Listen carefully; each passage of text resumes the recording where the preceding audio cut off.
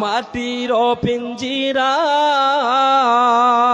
ভাঙ্গিয়া চুরিয়া একদিন তো যাইবে পাখি উড়িয়া উড়িয়া। ছেলে মেয়ে ডাকিবে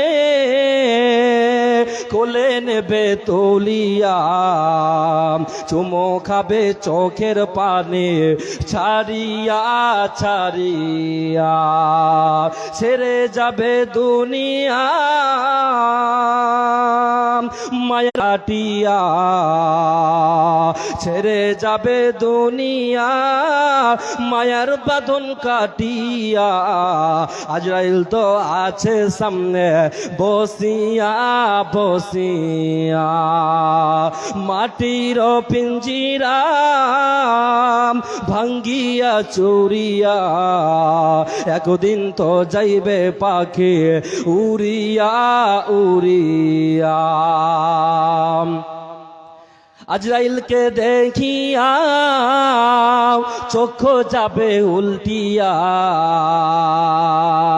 আজরাইলকে দেখিয়া চক্ষু যাইবে উল্টিয়া। পিপাসাতে যাইবে সাথে ফাটিয়া। ছেলে মেয়ে বসিয়া কাঁদবে চিৎকার মারিয়া, জন্মের তরে বাবা যাইরে ছাড়িয়া ছাড়িয়া। ছেলে মেয়ে বসিয়া কাঁদবে চিৎকার মারিয়া, জন্মের তরে মাইরে যাইরে ছাড়িয়া ছাড়িয়া। মাটির পিঞ্জিরা ভাঙ্গিয়া চুরিয়া একদিন তো যাইবে পাখি উড়িয়া উড়িয়া। এই জন্য আল্লাহ বলেন পৃথিবীর মানুষ রে, তোমরা পৃথিবীতে কেউ বাঁচার জন্য আসেনি, তোমাদেরকে সকলকে চলে যেতে হবে। অতএব আল্লাহ বলেন মানুষরা দুনিয়াতে বেঁচে থাকা আল্লাহকে ভয় করো, ভয় করলে আমি আল্লাহ তোমাদের ইহকাল কামিয়াব করব, পরকাল কামিয়াব করব। অতএব আল্লাহ বলেন শোনো, ওমাইয়াত্তাকিল্লাহ ইয়াজআল লাহু মাখরাজা। আল্লাহ বলেন মানুষরে তোমরা ব্যবসা করবে, চাকরি করবে, যে কোনো তোমরা কাজ করো না কেন, আমি আল্লাহকে ভয় করে যদি সেই ব্যবসা করতে পারো, সেই কাজ করতে পারো, আমি আল্লাহ তোমাদেরকে বলে দিলাম তোমাদের রুজিতে বরকত দান করব, ব্যবসাতে উন্নতি দান করব। আমি আল্লাহ তোমাকে বিপদ মুসিবত থেকে আমি আল্লাহ উদ্ধার করে নেব। অতএব আল্লাহ বলেন তোমরা আমি আল্লাহকে ভয় করো, তাহলে তোমাদের কোনো চিন্তা রবে না রবে না রবে না। আমাদের ভিতরে আল্লাহর ভয় নাই।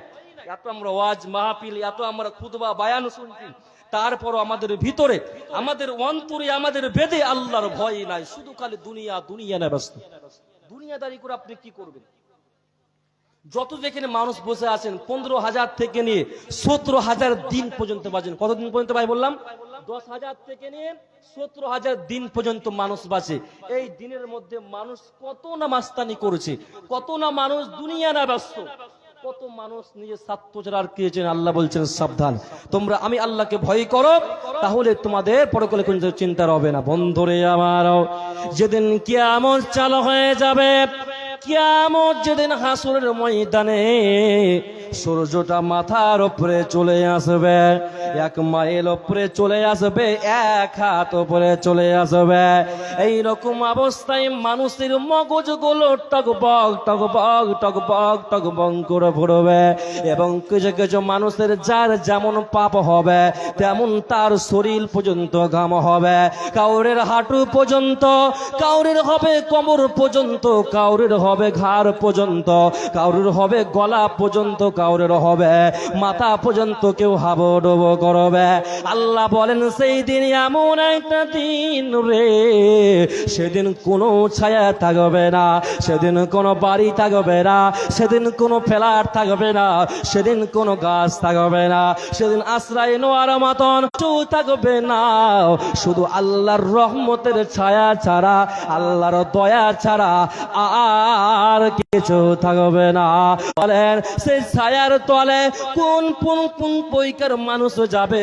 তো আল্লাহ বলেন সেই ছায়া 7 পৈকার মানুষ, 7 শ্রেণীর মানুষ, 7 ধরনের মানুষ আল্লাহর আরশের নিচে স্থান পাবে, তাদের কোনো চিন্তা রবে না, রবে না। 7 পৈকার মানুষ, 7 শ্রেণীর মানুষ, বুখারী শরীফের হাদিস।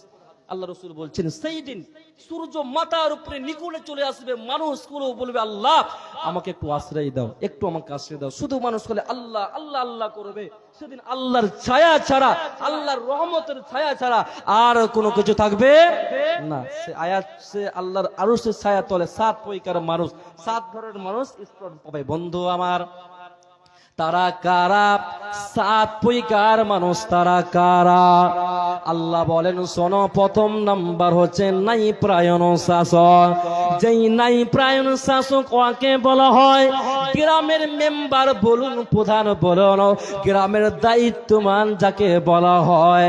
আল্লাহ বলছেন যদি সে দায়িত্বশীল, যদি নাই প্রায়ণ ভাবে যদি দুনিয়াতে যদি দেশ চালাতে পারে, গ্রাম চালাতে পারে, রাজ্য চালাতে পারে, পাড়া চালাতে পারে, আল্লাহ বলেন শোনো, তুমি নাই প্রায়ণ